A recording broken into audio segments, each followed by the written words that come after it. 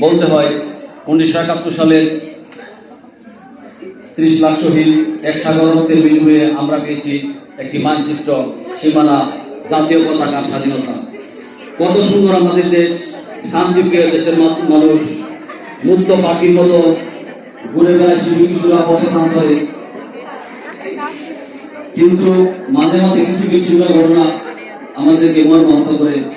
আমরা এই দেশে থাকি সকলের সমান অধিকার নিয়ে, একই পাশাপাশি কবরস্থান, চিতাশাল, মধ্যে দেওয়াল। এই দেশে মসজিদের ইমাম সাহেব শিরুলের 15টা হিন্দু কর্মীকে তার স্ত্রীর জন্য রক্ত দেয়। আমরা সবসময় আসলে মিলেমিশে থাকা, আর এটা থাকাই উচিত, কারণ স্বাধীনতার যুদ্ধে শাহাদাত বরণকারী লক্ষ শহীদের আশা ছিল সুন্দর একটি দেশ, যে দেশে থাকবে সকলের সমান অধিকার, থাকবে না কোনো বৈষম্য, যে যার মতো করে চলবে মনে মননে। এই পর্যায়ে বক্তব্য